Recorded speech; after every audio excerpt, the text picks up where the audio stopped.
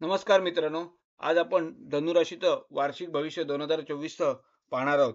हे वर्ष आपणासाठी कसं जाणार आहे, काय त्रास आहेत, काय उपाययोजना आहेत त्यासाठी याविषयी आपण सविस्तर व्हिडिओ सुरू करणार आहोत। तर चॅनलला तुम्ही सबस्क्राईब करा, म्हणजे तुम्हाला अन्य अधिकची माहिती दर महिन्याला मिळणार आहे। आता आपण धनुराशीचं भविष्य पाहूया। या वर्षी ग्रहांचे होणारे बदल आपण आता लक्षात घेऊया। प्रथमतः गुरु हा ग्रह आपल्याला 5वा गुरु आहे, तो 30 एप्रिल पर्यंत असणार आहे आणि नंतरचा येणारा 6वा गुरु हा 1 मे पासून असणार आहे।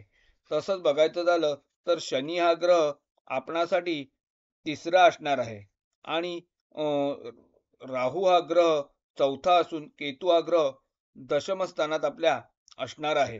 हे ग्रहांचे आपले बदल, मुख्य ग्रहांचे आपण बदल लक्षात ठेवलेले आहेत। तर यानुसार आपल्याला या वर्षी होणारे भविष्य आपण लक्षात घेऊया। हे वर्ष आपणासाठी उद्योग व व्यापाराच्या दृष्टीने चांगली प्राप्ती देणारे असणार आहे। या वर्षी मे महिन्यापर्यंत आपला व्यापार हा अतिशय चांगला व भरभराटीचा असणार आहे। नंतरच्या काळात त्यात थोडीशी मंदी येण्याची शक्यता असणार आहे।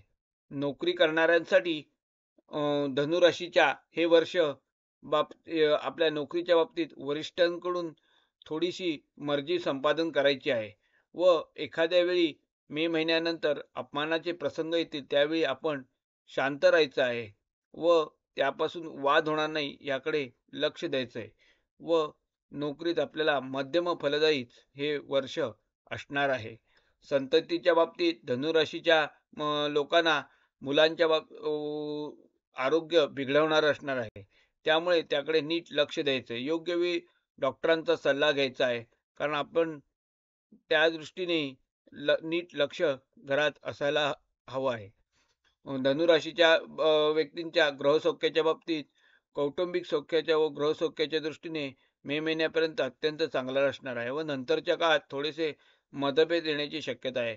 लग्नाच्या दृष्टीने बघायचं झालं तर मे महिन्यापर्यंतचा गुरु आपल्याला 5वा असणार आहे, तो गुरुबळ देणार आहे। त्यामुळे मे महिन्यापर्यंत आपण विवाहाच्या बाबतीत जास्तीत जास्त प्रयत्न करायचा आहे व नंतरचा येणारा 6वा गुरु हा गुरुबळ आपल्याला नसणार आहे, त्यामुळे आपण त्यात उपासना करायची आहे गुरुची व गुरु महाराजांची कृपा संपादन करायची आहे। आर्थिक व जमिनीच्या व्यवहाराच्या बाबतीत धनुराशीच्या व्यक्तींनी जमीन व व्यवहाराच्या बाबतीत अत्यंत फलदायी असणार आहे। एखादा निर्णय घेताना तुम्ही तज्ज्ञांचा सल्ला घेऊनच खरेदी विक्री करायची आहे। शेती असणाऱ्यांसाठी तज्ज्ञांचा सल्ला केल्याने शेतीत अत्यंत मोठी प्रगती आपल्याला घडवता येणार आहे।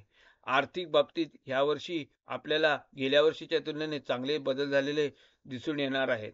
मे महिन्यापर्यंत आपली आर्थिक स्थिती चांगली असणार आहे व नंतरच्या काळात मंदीच्या व्यापारामुळे थोडंसं गणित आपलं जमणार नाही व नंतरच्या नोकरी असणाऱ्यांसाठी हे वर्ष मे महिन्यापर्यंत प्रगतीदायकच असणार आहे।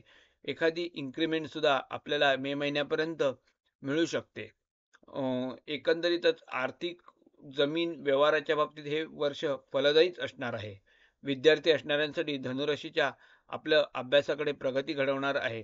मे महिन्यापर्यंतचा गुरु आपल्याला स्पर्धा परीक्षेत यशप्राप्ती देणार आहे व नंतरच्या काळात थोडंसं अभ्यासाकडे दुर्लक्ष व आळस याकडे आपली त्रास तो आपल्याला जाणवू शकतो। त्यावेळेला आपण अभ्यासाच्या बरोबरीने देवाची उपासनाही करायची आहे।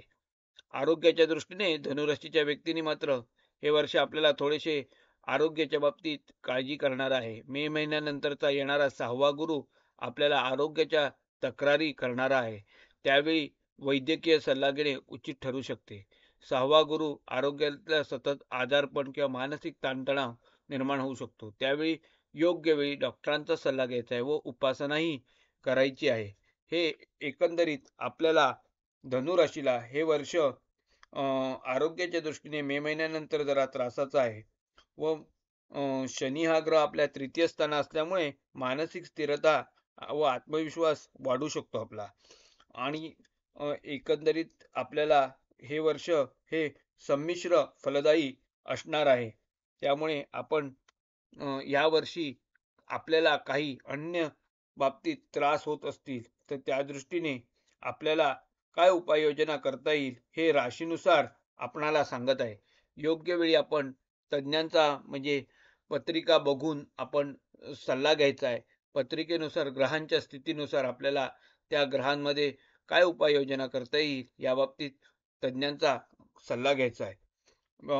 आता राशीनुसार आपल्याला काही त्रास होत असतील म्हणजे व्यापारात, उद्योगात काही त्रास होत असतील तर धनुराशीच्या व्यक्तींनी शंकराची उपासना करायची आहे. महिम्न पठण करता आलं तर करायचंय किंवा सोमवारी शंकराच्या देवळात दर्शन घ्यायचं आहे. नोकरीत त्रास असेल किंवा नवीन नोकरीची इच्छा असेल अशा लोकांनी धनुराशीच्या काय उपाययोजना करायची झाली तर विष्णूची उपासना करायची आहे. विष्णू सहस्रनाम वाचता आलं तर वाचायचं आहे. विवाह जमत नसल्यास किंवा मतभेद असल्यास पती पत्नीमध्ये धनुराशीच्या व्यक्तींनी ही श्री दत्त उपासना किंवा दत्तगुरूंचं गुरुचरित्राचं पठण केलं तर फलदायी ठरणार आहे. जमीन व्यवहाराच्या बाबतीत अडचणी असतील किंवा नवीन स्थावर जमीन खरेदी करायची असेल आणि त्यासाठी धनुराशीच्या लोकांनी दुर्गा सहस्रनामाचं पठण करायचं आहे. एखादा फौजदारी किंवा मूर्खी दावे असतील आणि कोर्टाची तारखा असतील आणि त्यात तुम्हाला त्रास होत असेल तर धनुराशीच्या लोकांनी शक्यतो ते टाळण्याचा प्रयत्न करायचा आहे. आणि असेल चालू तर गुरुचरित्राचा सप्ताह किंवा दत्त उपासना करायची आहे. कर्ज आहे आणि किंवा आर्थिक परिस्थिती सुधारायची आहे तर धनुराशीच्या लोकांनी दुर्गा उपासना किंवा श्री सुक्ताचा अभिषेक करायचा आहे. विद्यार्थी असणाऱ्यांसाठी धनुराशीच्या विद्यार्थ्यांनी अभ्यास तर मनपूर्वक प्रयत्नपूर्वक तर करायचा आहे. त्याबरोबरीने मारुतीची उपासना करायची आहे आणि कुलदेवतेचं नित्य स्मरण सुरू करताना अभ्यास करायचा आहे. आजारी आहे व आरोग्याच्या सुधारण्यासाठी आरोग्यात त्रास असेल तर दत्त उपासना केली तर आपल्याला नक्कीच त्यात योग्य तो बदल घडणार आहे व औषधाला गुण येणार आहे. हे एकंदरीत धनुराशीचं 2024 आपणाला भविष्य व त्यानुसार उपाय सांगितलेले आहेत. तुम्हाला अधिक काही माहिती हवी असेल तर कमेंट बॉक्समध्ये आपण सांगू शकता. चॅनलला सबस्क्राईब करू शकता, व्हिडिओला लाईक करू शकता आणि एकंदरीत हे वर्ष आपणा सुख समृद्धीचे जावो ही गणपती चरणी प्रार्थना करतो आणि धन्यवाद.